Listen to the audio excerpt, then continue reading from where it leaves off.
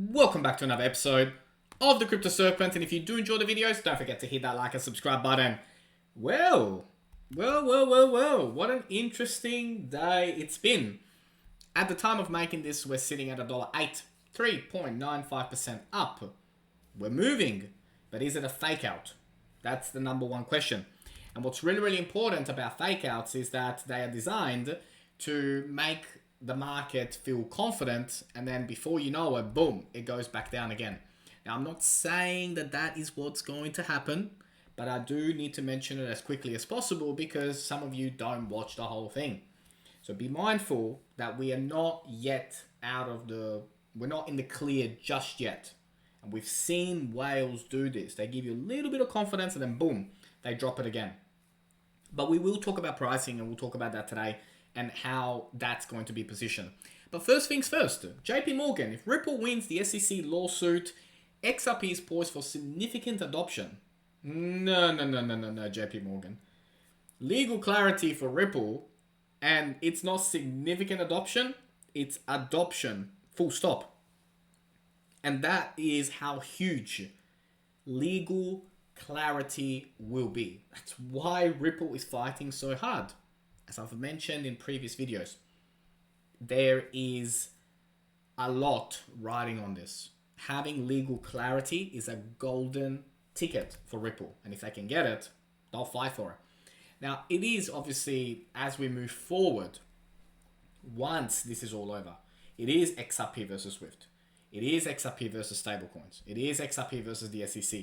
And more importantly, it's on-demand liquidity versus traditional systems like the Swift system. But this has been a long time in the making. Like the foundations, the connections, the global adoption, speaking to world leaders, speaking to Europe, speaking to the UK. This has been going on for a long time. This has been a long time in the making. It's why the XRP community is the biggest, the strongest, the loudest community in the whole crypto space, because you give any of the other top 100 coins the trouble that Ripple has had with the SEC, and you won't see their prices drop by a little. You'll see their prices plummet by 90 to 95%. Whereas the XRP community and all the amazing work that Ripple has done in 2021 has seen it go from strength to strength to strength. And I'll show you some reports today about where on-demand liquidity is compared to Q2 compared to Q3 results. And you're going to be very happy. And again, it's not financial advice, and I'm not a financial advisor. But check out these results, right? Before we do that, $340 billion left crypto market in a week. $340 billion. That's no chip change. That's a lot of money. Yet analysts say remain bullish. I remain bullish. Slept like a baby throughout this whole time. This does not faze me at all because I know what is happening, right? Whales being whales, panic, sell, accumulate, we go again. As we're starting to see, the market is starting already to, pick up, but just be mindful that it could be a fake, that we could have another drop and then finally continue to rise. Now, when we do talk about technicals, we will absolutely talk about pivot levels, major resistance levels, Fibonacci levels. We'll talk about that. We'll cover that off today. Now, whales race to move millions of XRP from crypto exchange following increasing global outflow. Now, this is interesting. Whales come, they buy, and then they take it off the exchange. This is interesting. Whales wallets have been increasingly withdrawing their holdings from centralized exchanges. The move is coming after Ripple recently proposed a set of recommendations for cryptocurrency regulators. Do as they do, not as they say. What do I mean by that? When the market is red, yet whales are buying, getting it out of exchanges, what do you think that's for? If you hold something valuable, you want to store it. You want to protect it.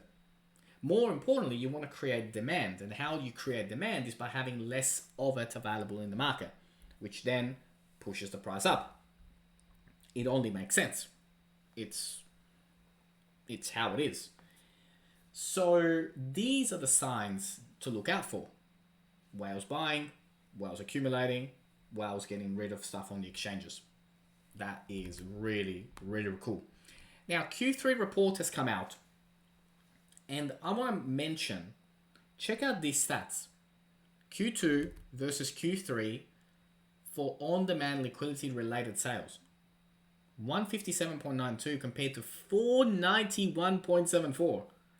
That is monstrous. That is a massive increase in a quarter. That is phenomenal adoption of on-demand liquidity. If you take anything away from today, take that. Because that is the future. That on-demand liquidity stats are unbelievable. Now, when you look at on-demand liquidity, and after that report came out, of course, you know they had to talk about this, right? Sees record growth and traction in 2021. Yeah, I mean, this is huge. This is huge. Like, as an investor, because you are, right? Or you're about to be, if you're researching at the moment and you came across this, you're welcome. Welcome to the channel. This is massive. This right here shows just how huge on-demand liquidity will be and how bright the future looks for this particular blockchain. It's phenomenal. Absolutely phenomenal. But let's jump into it, Tony. Let's have a look at some indicators. Okay, so as we begin to look at the charts, and we're looking in particular at the moment, the ones that we're focusing on right now is the daily. You can see that we touched the Bollinger Band right there, and then we continue to, and then we finally spiked up. Now, I did talk about the fact that at any stage, if we dropped outside the Bollinger Band, then we would continue to go down, and we would go down all the way to $1 flat, which is still not out of the question. Just want to be very, very clear. We're not in the clear just yet. Better to be safe than to be sorry. Because when you look at this, you can see that we're not above the moving average 100 yet. So once again, we're faced with going above $1.15, consolidating above $1.15, and then we're in the clear. So right now, it could be a fake out. Don't be impressed by 4% because it could go back down the other way. Point number one. MACD on the daily is bearish. On the hourly, yes, we've seen move up, but it's not strong enough, I don't believe, yet to be in the clear. And I'd rather be safe than sorry when it comes to these things because timing is everything. And really, the reason why a lot of people lose a lot of money in not just crypto, but Forex as well, is patience, right? Oh, 4%. Okay, we're in the clear. Go, go, go, go. Not quite. Not quite at all. Because all the indicators at the moment are still signaling that we are going down before we're going up. So just be mindful of that. Now, I don't want that to happen. You don't want that to happen. But the indicators are saying that it could happen. So that's the ones that matter, not your emotion or my emotion. Nobody cares about your emotion and nobody cares about my emotion. What we do care about is fundamentals. And so it's exciting to see green, but don't get too comfortable just yet because we could go down before we go up. But let's have a look at some drawings. So first things first, I want to mention this. And when we look at this, right, we're looking at the pattern of how we're going to go towards that $2, break above $2, then consolidate for a little bit, and then we continue to go up towards, $3.30 and all that.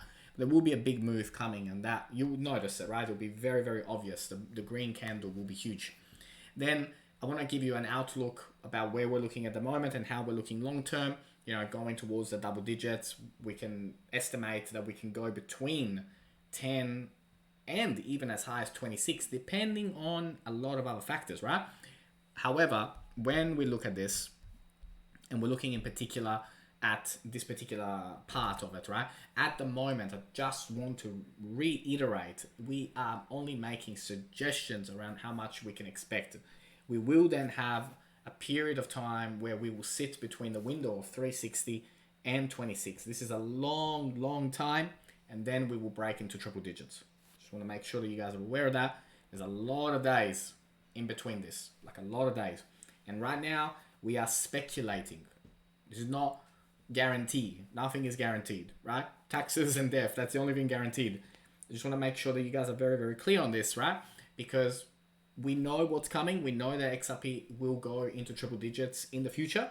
When that future exactly is, nobody knows, right? If we did, we would we'd put everything on it, but there is absolutely no guarantee, and there's no guarantee that we'll get to 26, right? I've always said that 14 to 16 is very achievable, and then consolidation for a long time, and then we break out and go towards, triple digits. But just be mindful of that. I really, really wanted to make sure that you guys are aware.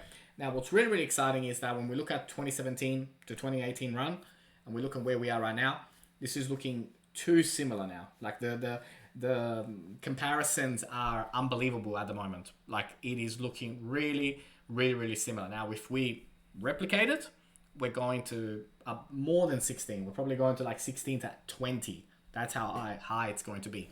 So strap yourselves in, because we are in for a massive ride. But for now, let's start the road towards 2, then the road towards 270, and then we begin the journey to break the previous all-time high, smash that, and then go to double digits. And I'll be with you every single step of the way. If you learned something new today, don't forget to hit that like and subscribe button. As always, thank you, and I look forward to see you on the next one.